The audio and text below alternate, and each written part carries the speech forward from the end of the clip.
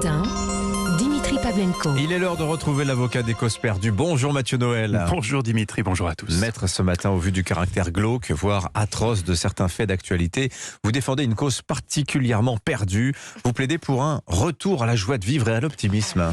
Oui Dimitri, il y a des jours comme ça où il faut savoir plaider gratuitement pour une cause qui le mérite et mettre l'appât du gain de côté. Je le voudrais que j'y arriverai pas. C'est la différence entre vous et moi, outre les cheveux. Et aujourd'hui est un de ces jours où la violence des infos qui nous parviennent mérite qu'on se hisse comme ça au-dessus des intérêts particuliers pour faire corps et retrouver ensemble le chemin de la gaieté. Alors je vous l'annonce, vu les nouvelles, ce chemin sera long. Entre la variole du singe, la tuerie au Texas, la mise en examen du patron d'Assu 2000 dans une affaire immonde de pédocriminalité, les accusations qui pèsent contre Damien Abad, Nicolas Hulot entendu par la brigade de protection des mineurs sur des accusations de viol et cerise sur le gâteau de l'horreur, Michel Drucker qui quitte France 2 pour France 3.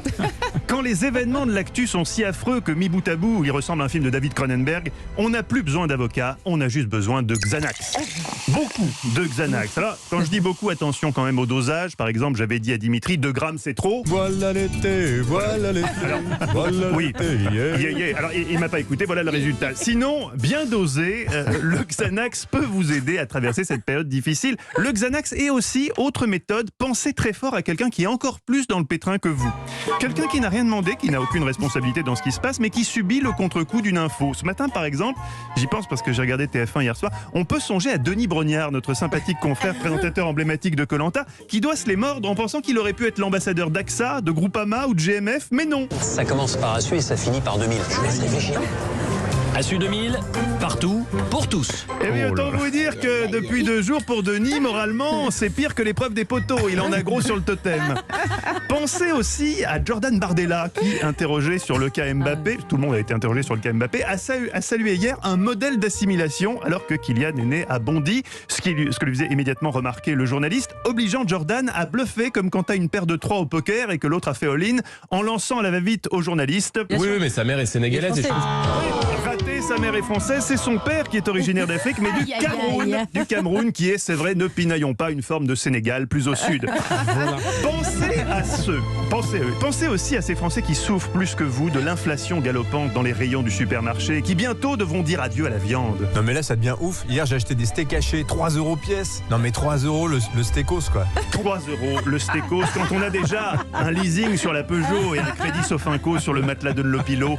Il y a de quoi effectivement, comme le dit ce citoyen qui préfère rester anonyme, devenir ouf. Mais une fois de plus, il nous faut rester optimiste. Quand on fouille bien sous l'inflation, sous les crimes de guerre en Ukraine, sous Damien Abad, pas la bonne formulation, mais sous Jacques Boutier, l'Epstein du bonus-malus, il y a en ce mercredi 25 mai une bonne nouvelle, Dimitri, et vous la connaissez. Je préfère les chèvres aux femmes. Non, oh la vache, 2 grammes, c'était vraiment trop pour vous, j'aurais dû vous demander votre poids. Non, une bonne nouvelle qui tient en quelques notes, bien sûr.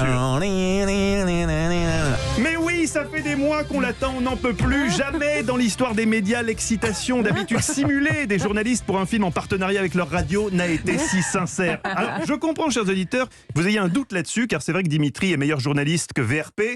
Allez voir Top Gun, allez voir Top Gun, allez voir Top Gun. Oui, on a l'impression que c'est du flan, mais derrière cette façade promotionnelle se cache un vrai amour pour Top Gun. La preuve, il y a un mois déjà, alors que Dimitri sortait d'un Covid particulièrement gratiné qu'il avait laissé exsangue, la seule évocation du retour de Tom Cruise suffisait à le redémarrer en mode sans échec. Ouais, non, je suis à 2 de tension. J'ai du mal à récupérer. Maverick, fin du mois, la suite de Top Gun. Non, c'est pas vrai.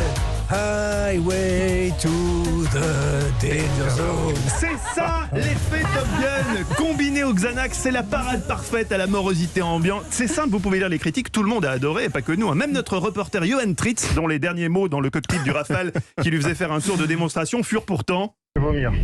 Ok. Vomir. Ce qu'il fit, mais avec panache. Précisons-le à ses proches. Non, Top Gun Maverick, c'est vraiment la seule bonne nouvelle de ce 25. Mais même Nicolas Bétou a kiffé, il était au fond du trou, empêtré dans sa déclaration de revenus, en larmes au téléphone avec son conseiller fiscal. Il est sorti de l'avant-première tellement excité, il a rappelé son conseiller, il lui a dit: ta déclaration de revenus. Moi, j'en fais du compost. Avec Maverick, même Bétou devient rebelle. C'est dire si c'est un film qui fait du bien. Ah, merci maître. Ouais.